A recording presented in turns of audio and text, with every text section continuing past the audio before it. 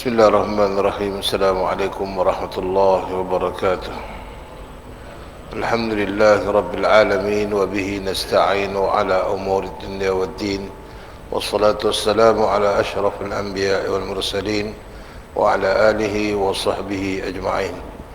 Subhanaka la ilma lana illa ma 'allamtana innaka antal alimul hakim. Rabbi shrah li sadri wa yassir li amri wahlul 'uqdatam min lisani yafqahu qawli. Rabbi zidna ilma warzuqna fahma, amin ya rabbal alamin wa amin ya mujibas sa'ilin.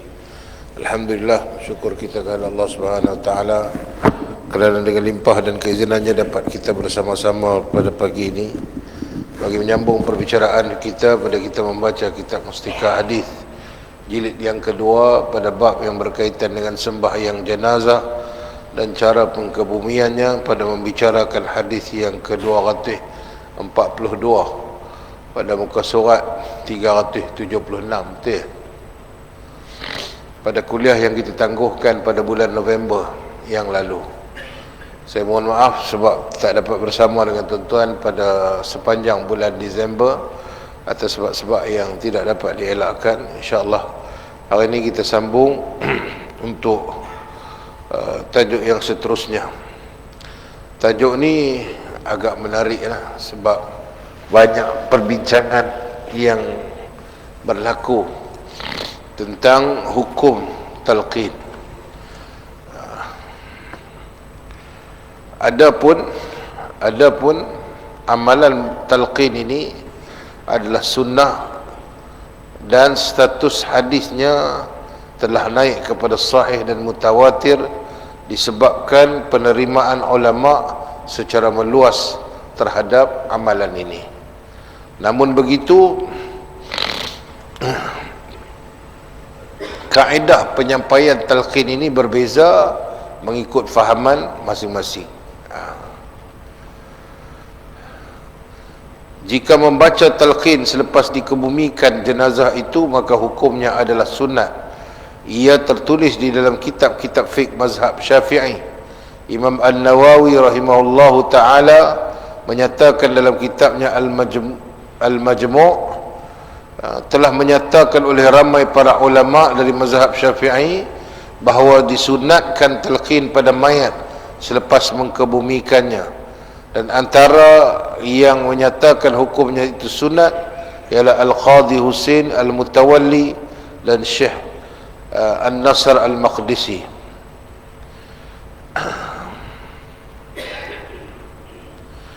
Adapun sebahagian daripada ulama juga menyatakan bahawa talqin selepas daripada mengkebumikan jenazah adalah pilihan kepada kita, dan kalau nak buat pun tak apa, tak mau buat pun tak apa, jangan berkelih.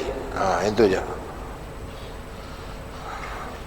Malah ada setengah yang berpendapat digalakkan sebagai satu peringatan. Namun begitu, di Malaysia ni secara amnya berpegang dengan mazhab Syafi'i, maka amalan talqin sememangnya tidaklah asing bagi kita. Bagi mazhab Syafi'i dalam qaulnya mengatakan bahawa hukumnya adalah harus maknanya buat pun tak apa, tak buat pun tak apa.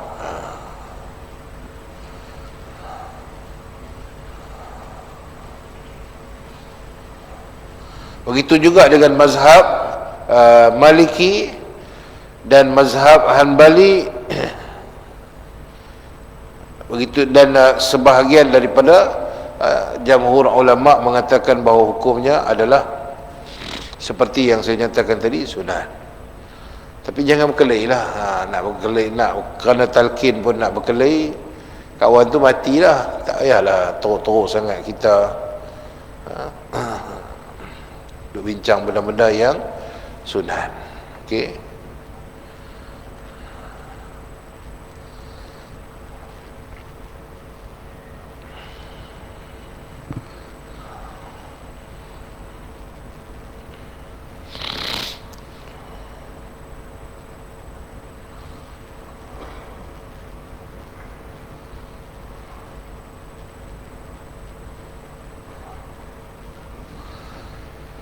Baik.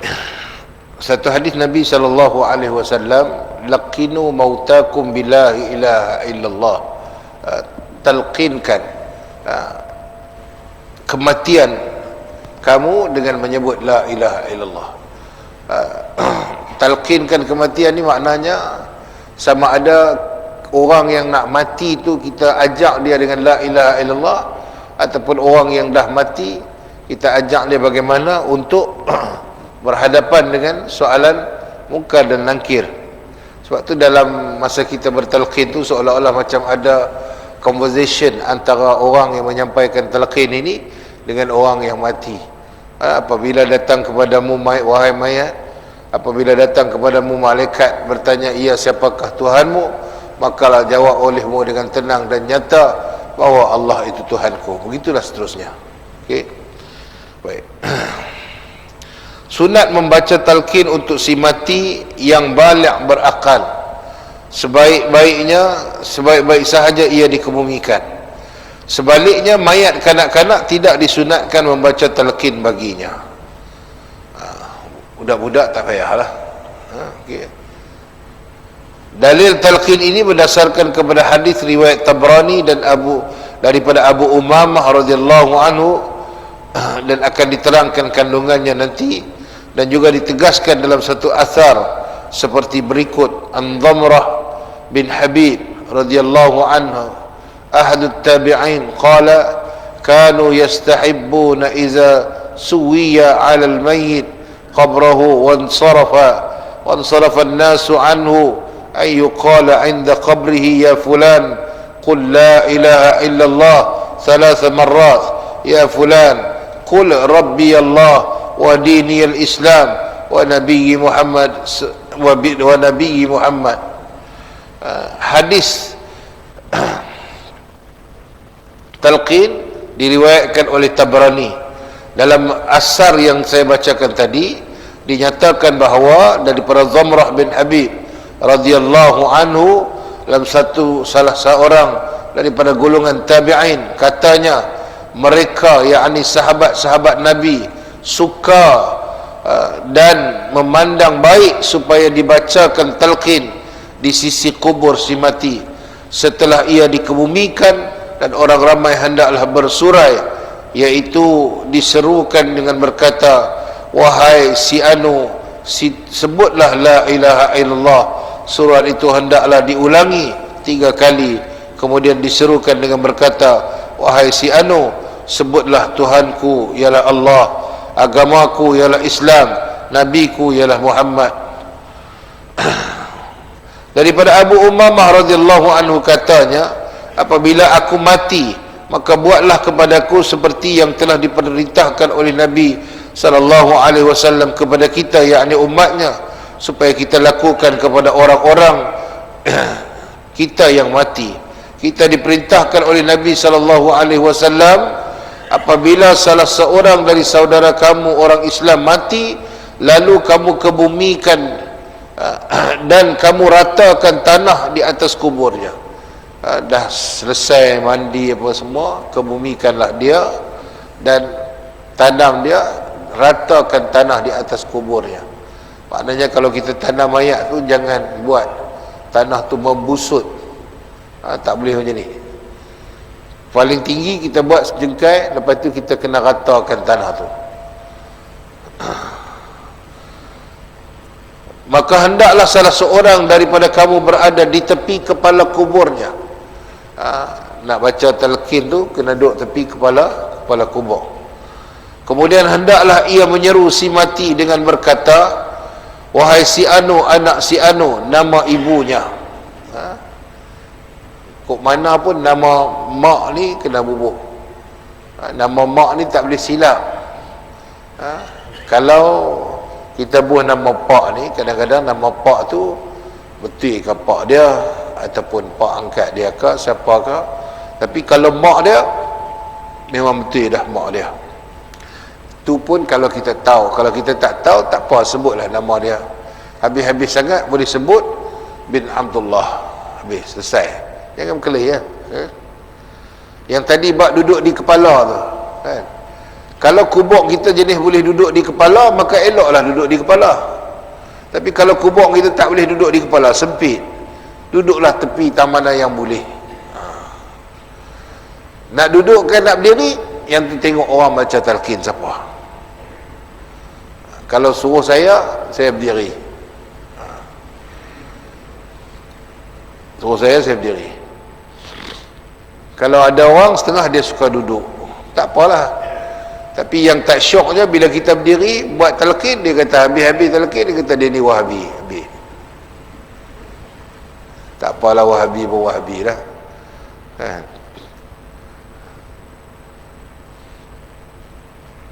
Kawan tu dah mati dah. Sebenarnya kita nak habaq, bila dah mati ni antara benda yang kita kena buat, termasuklah benda yang disunnahkan oleh Nabi, berdoa kepada si mati. Yang tu ya kita kena fikir. Last sekali hadiah kita dah nak bagi kat dia sebelum kita tinggalkan dia. Jangan berkelih lah. Benda kecil je pun. Benda boleh bawa bincang, nak berkelih buat apa? Kan? Maka si mati akan mendengar seruan itu, akan tetapi tidak menjawab. Dia dengar tapi cuma tak boleh jawab. Kalau dia boleh jawab, pakai tak gerak siapa duduk tepi tu lah nanti kan. Kemudian hendaklah diserukan sekali lagi dengan berkata, wahai si Anu, anak si Anu. Maka pada saat itu si mati akan bangun dan duduk. Kemudian hendaklah diserukan lagi bagi kali yang ketiga. Maka si mati akan menyahut dengan berkata, berilah aku peringatan supaya aku mudah menjawab soal malaikat Munkar dan Nakir. Semoga Allah memberi rahmat kepadamu dengan sebab peringatan itu. Si mati akan berkata demikian, tetapi kamu tidak menyedari dan tidak mengetahui keadaannya di dalam kubur. Dia akan jawab, cumanya kita tak tahu macam mana apa yang berlaku. Semalam saya kuliah di Pematang Kuang, tajuk yang sebelum tu kan, dia tanya di sana kalau jenazah dikebumikan macam mana, pakai keranda ke pakai liang lahat. Dia kata sini semua pakai keranda. Memanglah kebanyakan di belah Penang ni semua pakai keranda, kecuali di tempat-tempat yang tanahnya keras, macam belah KL lah ni, banyak yang tanam di tanah perkuburan yang baru, yang nak korek liang tu pun kena pakai traktor. Cuma saya kata kalau pakai liang ni dah sikit mencabar. Mencabar macam mana? Bila dia dah korek lubang tu, dia ada lagi satu parit kecil punya, masuk terus mayat tu dalam tu, lepas tu tutup papan di atas je, papan sekeping. Kalau bubuh keranda ni, maknanya dia korek lubang tu, dia letak mayat, dia letak keranda tu, adalah ruang sikit. Kalau liang lahat ni dia masuk betul tu, kira tak pergi mana dah duduk tu fikir tu kan. Pada ketika itu siapakah yang akan menyelamatkan kita? Tak ada siapa. Sebab tu Nabi kata, bila orang mati, 3 benda akan ikut dia, 2 benda akan balik, 1 je yang akan tinggal. Masa mati tu 3 benda akan ikut kita mai ke kubur ni. Adik-beradik, keluarga, isteri, suami, anak-anak, semua mai, kawan-kawan, semua ikut hantar kita. Yang kedua yang akan ikut segala harta kita, kereta kita, baru beli Alphard, baru dapat duit pencen beli kereta Alphard, kononnya nak pakai lah, tak ada 2-3 kali naik, tak ada lah, kereta tu mai ikut kita. Lepas tu satu lagi apa? Amalan kita. 2 benda ni akan balik. Kereta tu tak akan tunggu kita, anak bini kita pun, walaupun kita berjanji dengan dia sehidup dan semati, kita mati dulu, dia kata nak buat macam mana, mati dulu pada Minah. Tu kalau mati dulu, kalau Minah mati dulu, seronok kan. Tak apalah, walau bagaimanapun mereka semua akan pergi. Yang akan bersama dengan kita, yang akan menyelamatkan kita, yang akan menjadi teman kita, ialah amalan kita. Sebab tu ada orang dalam satu kajian dia buat, kenapa bila kita makin hari makin meningkat umur ni, tidur kita ni tak berapa lama sat ya. Katalah kita tidur pukul 10, 11 macam tu, pukul 2.30, 3 tu kita dah terjaga dah. Pasal apa tuan? Pasal mengikut kajian yang dibuat, umur-umur kita ni bila makin hari makin meningkat, dia tak suruh tidur lama-lama, cukup dah 4 jam, 5 jam tu cukup dah tidur. Dia suruh buat apa tuan-tuan? Suruh memperbanyakkan amal ibadah, sebab kita nak pergi dah. Kalau bicara lagu umur kita ni pun duduk tidur sampai pukul 8 pagi lagi, nak jadi apa tuan? Masa kita Allah bagi peluang sampai ke tahap ini untuk apa? Untuk recover balik yang mungkin dulu-dulu pada ketika zaman Pak Maun dulu, ada malam pesta muda-mudi tu, dulu-dulu punya cerita tu, Allah nak bagi peluang kita cover, dia gerak awal sikit, dia gerak awal sikit, apa nak terkencin ke nak apa ke, bangkit, lepas buang air tu, ambil wuduk 2 rakaat, ambil wuduk, sembahyang 2 rakaat, okey lah, jadilah sembahyang tahajud 2 rakaat, sembahyang taubat 2 rakaat, sembahyang sunat wuduk 2 rakaat, lepas itu istighfar, sandar tepi tembok, duduk sementara nak tunggu waktu subuh. Kalau itulah yang kita boleh lakukan pada ketika usia kita hari ini, alhamdulillah, insya-Allah tuan, ada habuan kita. Tapi kalau mencara lagu kita, umur dah main macam ni pun tak apa nak boleh bangkit lagi subuh, kalut jugalah, kalut. Pada ketika itu kita akan struggle lah, pada masuk dalam kubur tu tidak ada benda yang akan dapat menyelamatkan kita melainkan amalan kita. Ada sikit-sikit yang kita nak bawa ni, okey lah. Baik.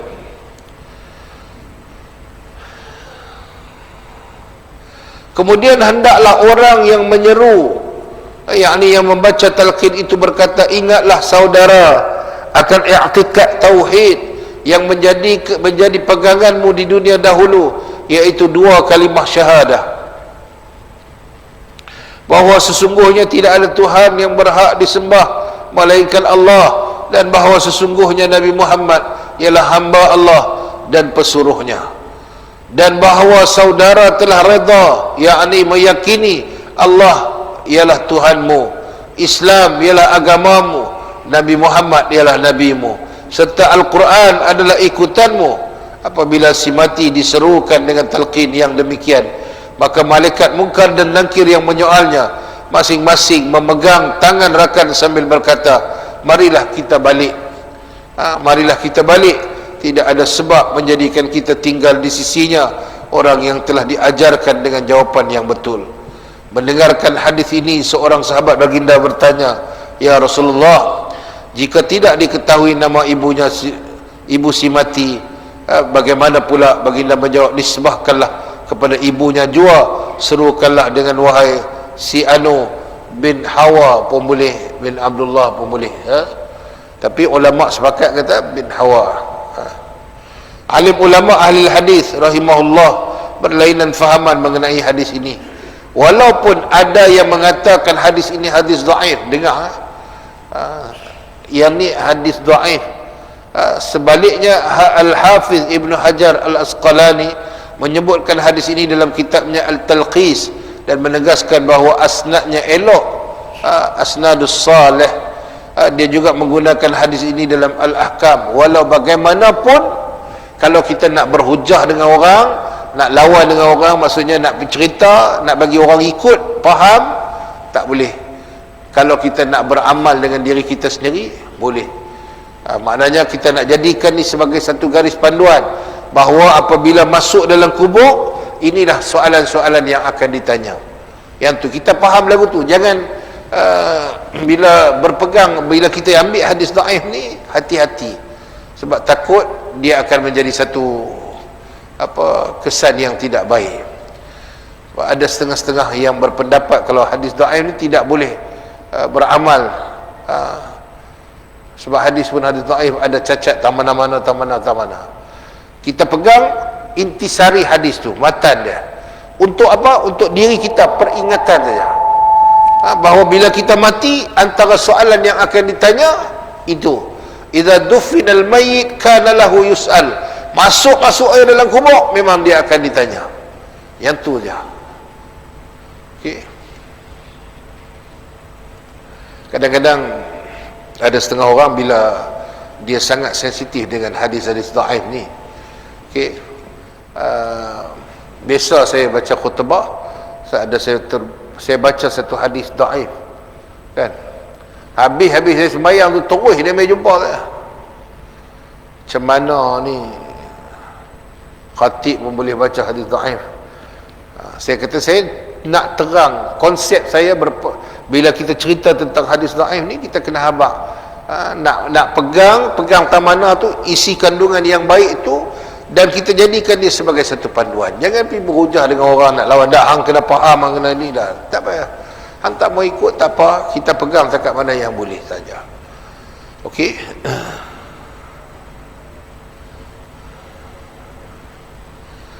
Dengan ini jelaslah bahawa hadis yang berhubung dengan talqin ini ada yang melemahkannya dan ada yang menguatkannya. Ada pro and con. Kalau pihak yang melemahkan terdiri daripada ahli hadis yang terkenal, maka pihak yang menguatkan Al-Hafiz Ibn Hajar Al-Asqalani juga ahli hadis yang masyhur. Buah tangannya yang baik dalam bidang hadis Nabi SAW, terawal kitabnya Fathul Bari Syarah Sahih Bukhari, yang merupakan sebuah ensiklopedia hadis yang membuktikan ilmunya luas dan kajian yang mendalam mengenai ilmu hadis. Macam kitab yang dibuat oleh yang tabligh duk baca tu, Al-Muntaqa fi Ilm Al-Hadis, fadilat salat, fadilat sedekah dan fadail a'mal. Ada hadis yang dhaif, ada hadis yang sahih dan sebagainya, tapi kita jadikan benda tu sebagai bahan bacaan dan rujukan. Tak payahlah kita duk berhujah. Kalau kita nak berhujah dengan orang dengan isu-isu yang berkaitan, misalnya, kita kena bawa hadis yang betul-betul sahih, yang betul-betul kuat, baru kita boleh lawan. Kalau tidak, susahlah. So agama ni bukan untuk berlawan dengan siapa. Kita dengar, okey, kalau kita kata yang ni hadis dhaif, okey, cukup, cakap diri kita sudah.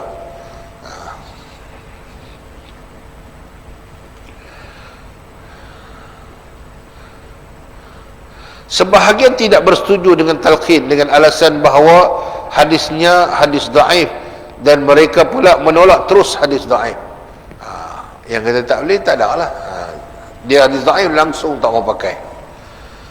Sebahagian yang lain pula bersetuju dengan amalan talqin kerana kata mereka, meskipun hadis ini hadis dhaif, tetapi jamhur ulama, alim ulama yang lebih ramai bilangannya, meliputi ahli hadis dan ahli fiqh, menegaskan bahawa hadis dhaif boleh diterima dan dijadikan dalil mengenai satu amalan yang ada kelebihan dan kebaikan. Maknanya untuk mencari kebaikan dan kelebihan boleh guna. Yahtaju bil hadis ad-dhaif fi fadail a'mal. Untuk mendapat fadilat amalan boleh. Yang tu untuk diri kita sendirilah. Jangan, saya kata tadi, jangan kita berkelahi bab-bab yang macam ni. Cukuplah kita dah berkelahi banyak dah dalam hal yang lain, tapi dalam hadis ni kita ambil pendekatan yang sederhana. Demikianlah kedudukan masalah talqin menurut kupasan ahli hadis, dan dengan ini jelaslah bahawa bacaan talqin yang menjadi amalan sebahagian besar umat Islam ada puncanya yang boleh dipegang seperti yang diterangkan di atas, dan puncanya inilah yang menjadikan pegangan muktamad dalam mazhab Syafi'i, malah diakui juga oleh alim ulama dalam mazhab Hanafi. Dengan ini dapat difaham bahawa masalah talqin ialah masalah khilafiyah. Ada yang bersetuju, ada yang tidak bersetuju, masing-masing dengan alasan. Suka buat, tak suka pun tak apa, tak payah berkelahi. Dan dengan ini juga jelaslah bahawa perbuatan setengah orang dalam zaman kita ini yang menimbulkan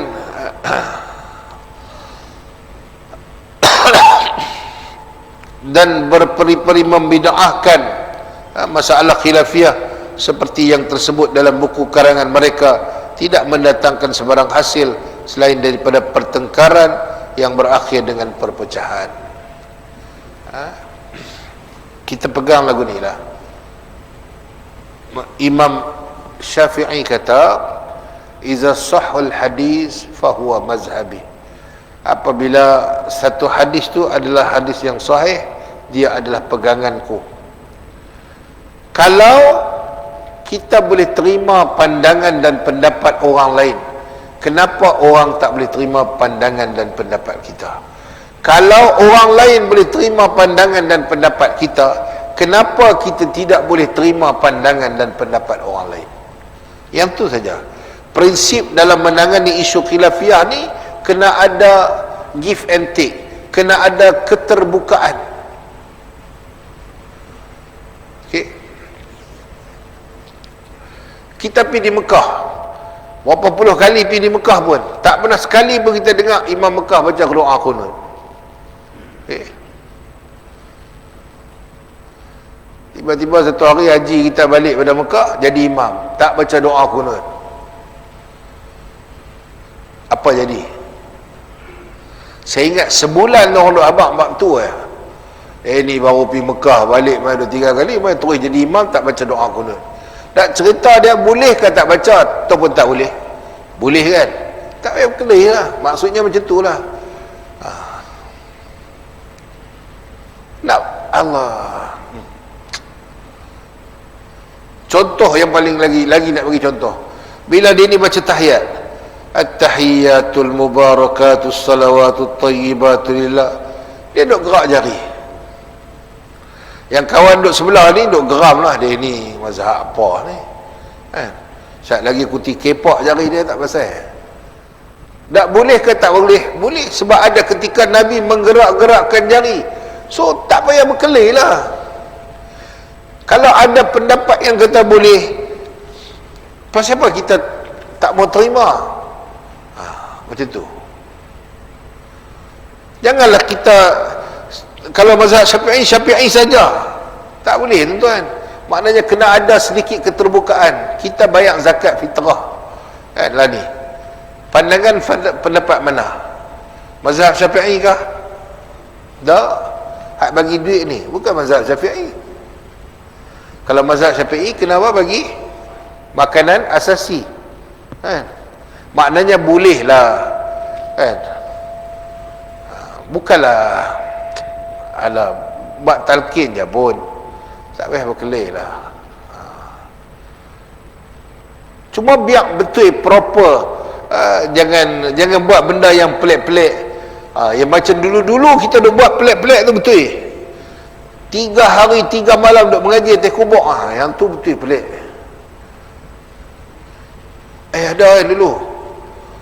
Siapa yang duduk tu sat lagi ada orang main hantar makan lah apalah. Hak kawan di bawah duk kena teruk dah, kita duk di atas makan sedap, nasi biryani lah apalah kan. Ada saya ingat lagi. Hak ambil upah mengaji kan.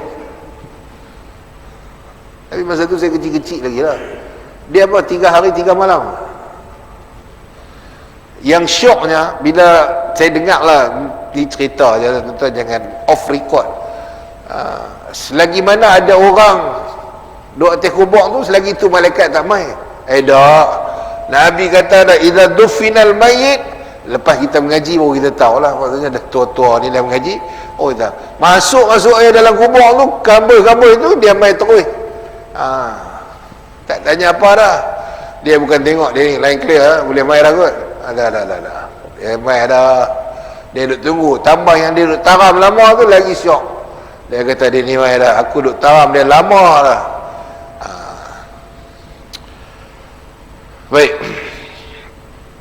So dalam hal ini kita boleh bersifat fleksi lah. Lebih kurang sikit-sikit pendapat. Boleh terima, kita terima. Jangan terlalu rigid. Macam kunut nazilah. Nak baca-baca, tak mau baca sudah. Okay. Nak sembahyang subuh, nak angkat tangan baca, tak baca. Cuma lepas sembahyang. Lepas sembahyang ada orang dia bagi-bagi salam, tak ada tunggu apa, nak bangkit pergi dah. Ikut suka dia lah. Sedangkan ada hadis kata duduk sebentar. Duduk saya, paling-paling tidak beristighfar, meminta ampun pada Allah atas segala cacat dan celah ketika mana kita semayang. Manalah kita tahu tadi. Duduk sat. Awak kalut sangat habis mana? Kecuali uzuk lah, jenis besiak nak terkencing, nak terberak tu tak apa lagi, berterabak ikut jalan pula. Api tak apa. Yang ni kadang-kadang tak ada. Masa kita dengan Allah Ta'ala ni terlalu berkira sangat. Tak dan apa-apa dah. Bagi salat. Assalamualaikum warahmatullahi. Assalamualaikum warahmatullahi. Tak dan istighfar apa-apa. Pegang handphone dah. Tengok WhatsApp je pun. Tu saya kata kadang-kadang setan yang besar ni. Dia memang distract kita punya attention.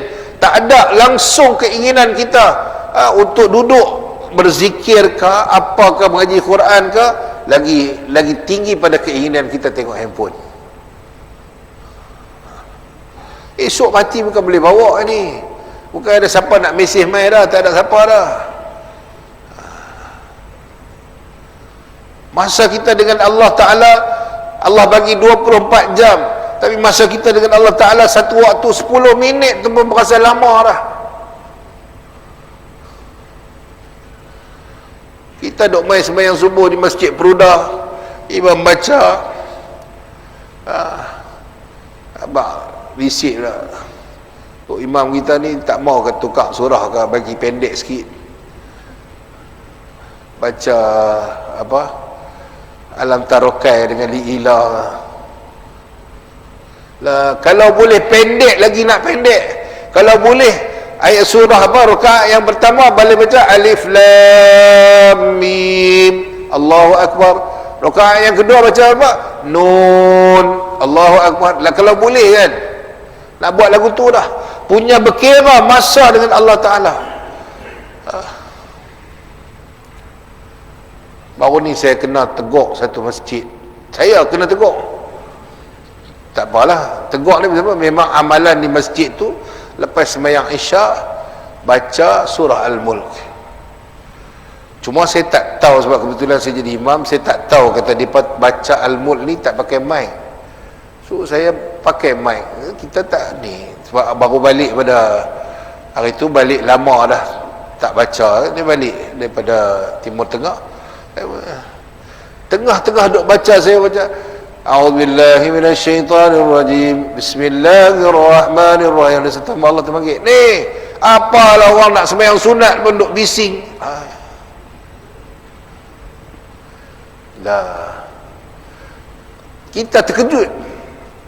Saya kata, aku peduli apa hang pun nak buat benda sunat, aku pun nak buat benda sunat kan, dua-dua tak betul. Betul tak? Dia nak sembahyang apa? Sembahyang sunat. Kita nak baca tu, baca benda yang sunat sebelum tidur. Saya bertanya pengurusi, ada nombor telefon dia tak? Pengurusi pagi, saya telefon, dia tak angkat. Saya memang nak tanya betul-betul. Kita dua-dua serupa, dua-dua bodoh. Mula ada geram. Sepatutnya tuan-tuan sembahyang sunat ni buat di mana? Di rumah kan? Yang duk kelut nak sembahyang rumah di sini. Dia pun nak settle bab tu. Kita pun sepatutnya nak baca surah Al-Mulk tu di mana? Sebelum pun tidur. Dan kita takut kita tak baca sebelum tidur, balik-balik lena, tentu ya kita baca siap-siap. Maknanya dua-dua serupa. Alah tuan-tuan, kadang-kadang kita ni benda kecil je pun tak mau nak. Alah, sedih. Kalau kot aku bagi salam tu bubuh satu macam punya rock tragedi Oktober apa, tak apalah. Ni a'udzubillahi minasyaitonirrajim bismillahirrahmanirrahim tabarakalla. Alah, hai, terkejut saya. Kita pun baru lani baru faham lebih. Dulu mana ada, dulu tak ada baca Al-Mulk ni semua. Al-Kahfi pun tak pernah baca. Duk tahu baca Yasin tu ya. Betul tak? Dulu mana ada baca surah Al-Mulk ke Al-Kahfi ayat 1 hingga 10, ayat 100 hingga 100, tak ada baca lani baru. Kita faham bila kita mengaji, kita faham. Salah ke? Takkan selama-lamanya duk takut tu ya. Adalah peningkatan sikit. Sebelum nak tidur baca yang nu, baca yang ni. Dulu pernah belum tidur, mana pernah ambil wuduk. Mak kita suruh basuh kaki ya. Betul tak? Mana ada suruh ambil basuh kaki kan? Tapi hari ni dah belajar sikit dah ambil sebelum tidur wuduk. Salah ke? Tak payahlah lah. Aduh. Letih.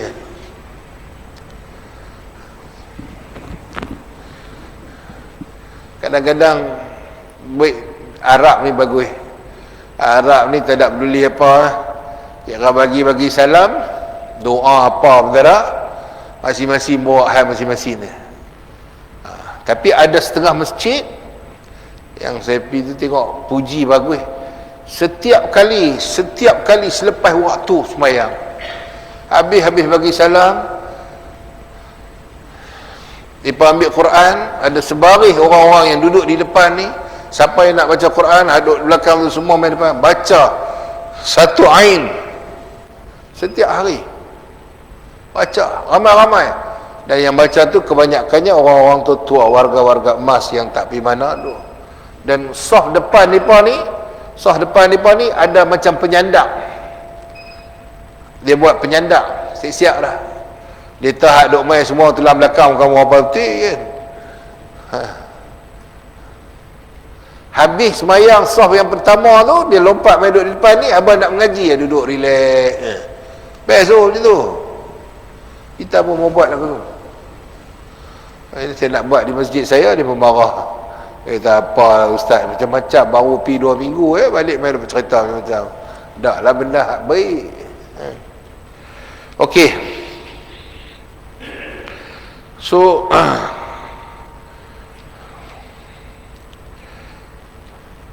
masalah khilafiyah ini wujud semenjak zaman Nabi, zaman sahabat Nabi dan tabi'in, dan tetap wujud sehingga ke hari ini dan seterusnya, disebabkan berlainan faham satu pihak dengan yang lain mengenai dalil syarak. Yang kedua, anggapan membid'ahkan masalah khilafiyah dan telah ditolak oleh sebahagian besar umat Islam meliputi alim ulama, ahli hadis dan ahli fiqh yang terkenal. Masalah khilaf ni contoh bagi nak sembahyang tadi subuh, kita nak sembahyang. Sebelum sembahyang memang kita baca, kalau orang biasa, orang Malaysia ni, kita akan baca niat, lafaz niat. Memang Nabi tak suruh pun.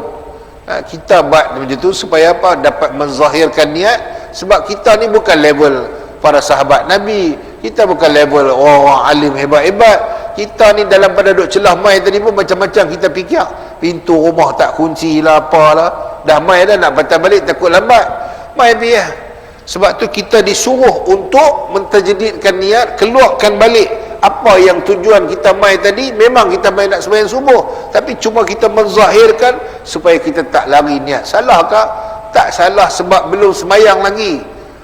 Kalau tiba-tiba tengah duduk takbiratul ihram, Allahu akbar, usalli fardhu subhi raka'atain, yang tu tak boleh lah, pasal tak ada Nabi buat. Pasal tak ada. Yang tu tak masuk dalam rukun sembahyang pun. Tapi bila di luar sembahyang, habis. Contohnya lepas bagi salam, Assalamualaikum warahmatullahi, Assalamualaikum warahmatullahi, sapu muka.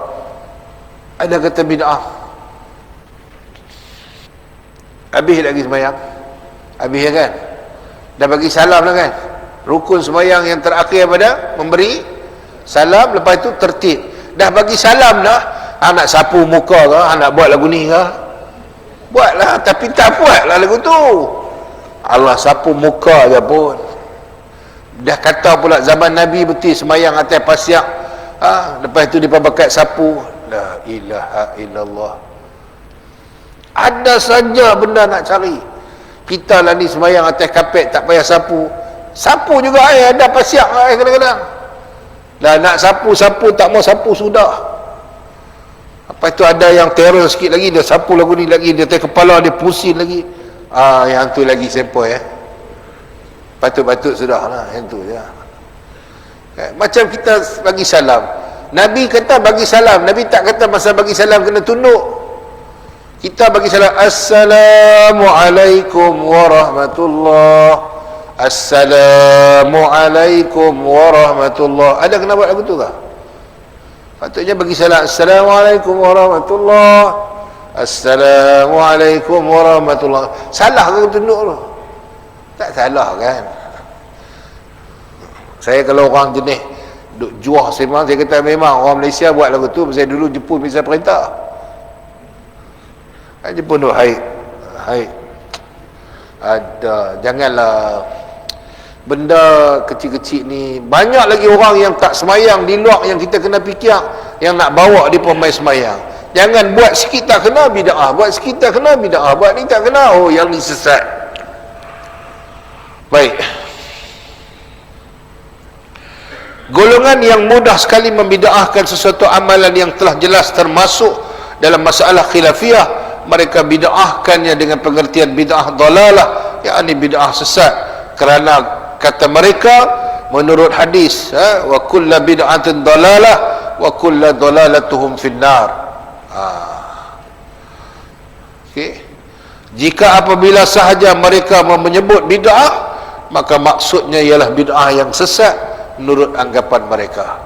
Dan dengan ini apabila mereka mengatakan amalan melafazkan niat sembahyang dengan lidah itu bid'ah, maka pengertian bid'ah yang mereka maksudkan ialah sesat, dan tiap mereka yang sesat itu nerakalah tempatnya.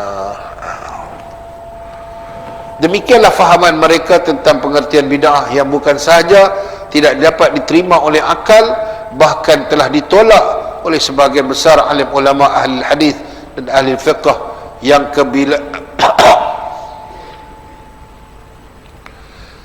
kebilangan yang terbilang yang menegaskan bahawa selagi suatu amalan itu tidak bertentangan dengan dasar Islam, maka ia tidak termasuk dalam kumpulan bid'ah dalalah, yakni bid'ah yang sesat. Saya bagi contoh. Dulu-dulu kalau yang menikah tu ustaz-ustaz, dia mau bersanding tak? Tak mau. Siapa dia kata yang tu bukan budaya kita, kan? Dia, saya pun dulu jenuh pujuk, tapi memang tak mau sampai sudah. Tapi dia kena saya juga. Lani tak bersanding, orang heran pula. Habis Lani bersanding pakai jubah-jubah pun bersanding. Dulu mana ada kenduri kahwin pakai jubah? Pengantin pakai jubah ada kan dulu? Tak ada melainkan pengantin tua pengantin tua pakai jubah bukan siapa, sebab nak ikat samping pun tak boleh, mesti duduk meloreh dah. Pakai jubah. Lani pakai jubah, pakai ridak pun bersanding rupa tu juga. Maknanya tak tahu nak abang macam mana, betul fikir sendiri ya. Saya lagi kata tak kena, tak kata tak kena.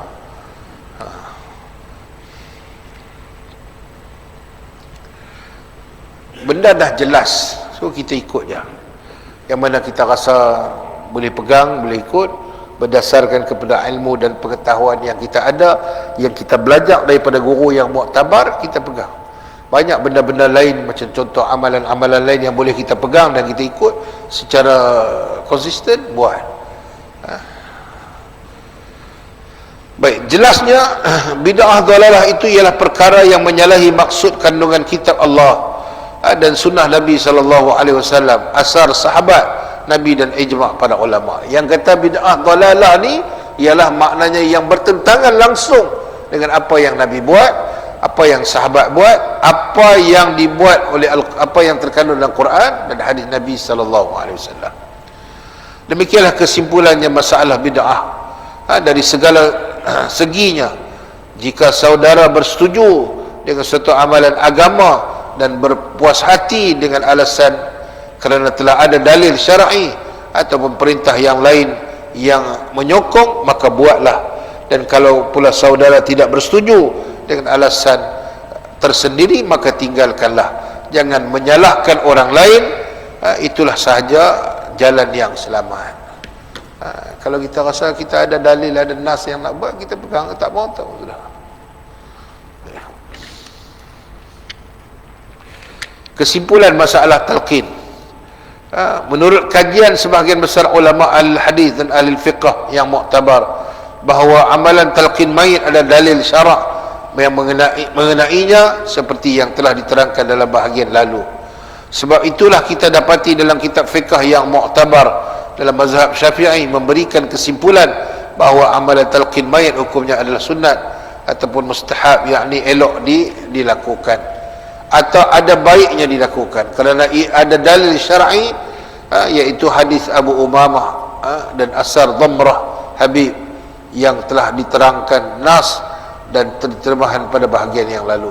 Dan sebab itu jugalah amalan talqin ini dilakukan oleh sebahagian besar umat Islam turun-temurun, termasuklah masyarakat Islam di Malaysia, semasa menerangkan huraian alim ulama yang terkenal dalam mazhab Syafi'i yang menjelaskan bahawa hukum amalan talqin ialah mustahab, yang juga bermakna sunat. Imam Nawawi rahimahullahu taala berkata, meskipun hadis yang berhubung dengan masalah talqin ini hadis dhaif, tetapi menurut kajian yang orang yang berilmu daripada kalangan ahli hadis yang lain, bahawa hadis dhaif mengenai fadail amal boleh diterima dan diamalkan.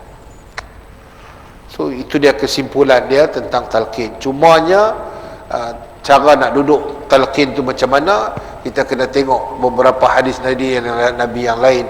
Contohnya larangan Nabi SAW untuk duduk di atas kubur. Kalau kita nak duduk, nak talqin tu, jangan duduk atas kubur orang, itu je. Jangan duduk atas kubur orang. Kalau di tepi-tepi tu tak apa. Kalau tak mau selamat, tak mau duduk, berdiri terus, senang, tak ada masalah. Cuma kalau dia talqin sekali dengan tahlil, lama juga lah nak berdiri. So pandai-pandai ijaz lah. Okay. Hadis talqin kata Imam Nawawi disokong oleh hadis sahih seperti hadis as'alul lahu tasbit, dan hadis yang menerangkan wasiat sahabat Amr bin As radhiyallahu an. Selain daripada itu, kata Imam Nawawi lagi, amalan talqin ini telah dan masih dilakukan oleh penduduk negeri Syam, yakni Syria dan Palestin, semenjak zaman Islam awal-awal lagi, dalam zaman bijak pandai yang menjadi ikutan. Seorang lagi ahli hadis yang terkemuka yang juga daripada kalangan mazhab Syafi'i ialah Syekh Abu Amr bin Saleh rahimahullahu taala, yang menjelaskan masalah talqin dengan alasan yang sama seperti dikemukakan oleh Imam Nawawi, dan beliau memberikan kesimpulan seperti berikut: talqin ialah amalan yang kami pilih dan kami amalkan. Dengan ini jelaslah bahawa bacaan talqin hukumnya sunat dalam mazhab Syafi'i seperti yang diterangkan pada awal hadis.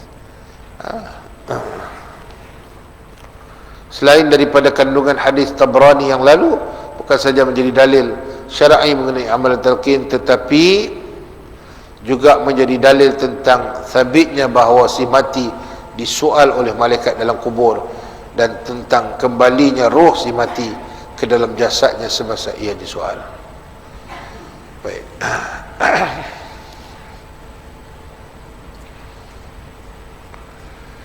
Bahkan hadis yang berhubung dengan talqin ini juga menjadi dalil syar'i bahawa si mati mendengar suruhan orang yang hidup, sama ada suruhan itu bertujuan memberi peringatan seperti yang terkandung di dalam bacaan talqin, atau seruan yang bertujuan memberi salam kepada kepadanya semasa orang itu menziarahi kuburnya. Hakikat ini disokong oleh hadis-hadis sahih yang lain yang menegaskan bahawa si mati bukan sahaja dapat mendengar suara ataupun seruan orang yang hidup, bahkan dapat mendengar bunyi tapak kaki kasut orang yang berjalan di tepi kuburnya. Wallahu a'lam. Tuan-tuan muslimin dan muslimat dan dirahmati Allah sekalian, kita ambil sedikit perkongsian daripada apa yang kita baca pada pagi ini, bahawa dalam soal-soal yang berkaitan dengan khilafiyah ini, kita kena ada sedikit refleksi. Kalau kita rasa nak buat, kita buat. Tak mau buat pun tak apa. Jangan berkelahi, jangan bergaduh. Yang banyak lagi benda yang kita tak ajak, yang Nabi tak suruh, yang tu kita kena tinggal betul-betul. Dulu tuan-tuan ingat tak, masa pergi kubur dulu lah, saya ingat masa kecil-kecil, kena bawa apa, ada piring warna putih, lepas tu bubuh apa dalam tu, lepas tu ikat dengan sapu tangan. Apa tu?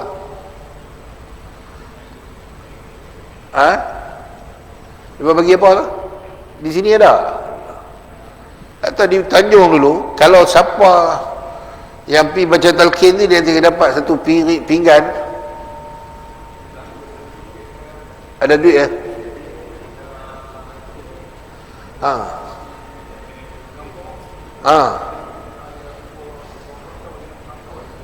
Rokok dah dengan tembakau.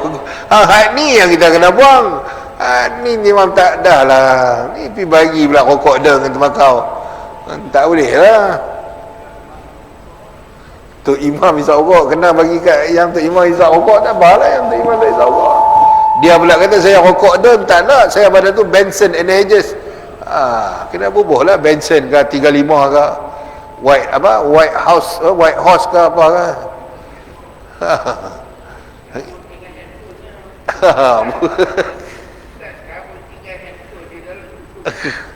Macam-macam tuan, macam benda-benda yang contohnya macam siram ayak. Okay? Siram ayak dalam kubur, yang tu Nabi pernah buat pada kubur anaknya Ummu Kulsum. Okay? Tapi yang Nabi buat ialah siram dengan ayak lah, ayak sejuk lah. Kita pula tambah pula lagi pergi buh cendana pula. Daripada buh cendana baik buh kopi o. Faham? Tapi kita gabung balik bahawa elok diwangikan. Itu yang bubuh cendana tak nak bagi wangi. Faham macam tu lah. Tapi tak apalah. Tapi ada pula habaq ni kena siram kepala dulu kan. Macam-macam lah kita ni kan. Lepas tu kalau ada buh kat batu nisan tu, jurih batu nisan tu bagi sejuk. Macam-macam lah.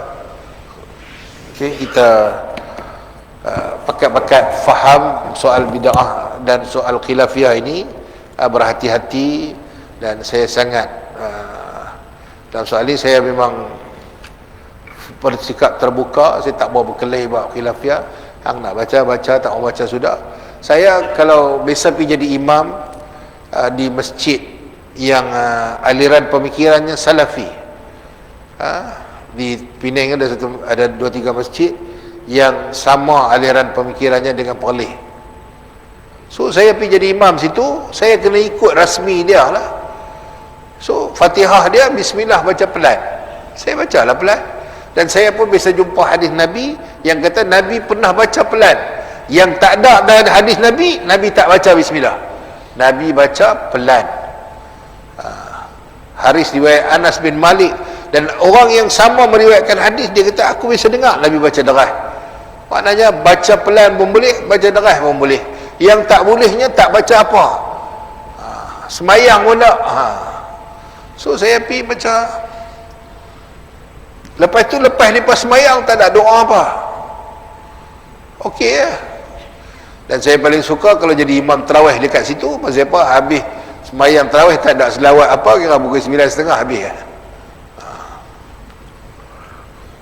Maknanya okey lah, masing-masing faham, masing-masing tahu. Di Mekah tak ada siapa pun bila imam rokok terus, lepas rokok dia terus iktidal, tak ada doa kunut, terus baca, terus semayang, terus sujud, tak ada siapa pun tengok subhanallah. Maknanya semua orang tahu kata imam dia memang mazhab macam tu. Sudahlah. So jangan berkelahi. Wallahu alam. Apa yang baik itu daripada Allah Subhanahu wa taala, yang tidak baik itu merupakan kekurangan dan kelemahan diri saya sendiri. Aqulu qawli hadza wa astaghfirullahal azim li wa lakum. Wabillahi taufiq wal hidayah. Assalamualaikum warahmatullahi wabarakatuh.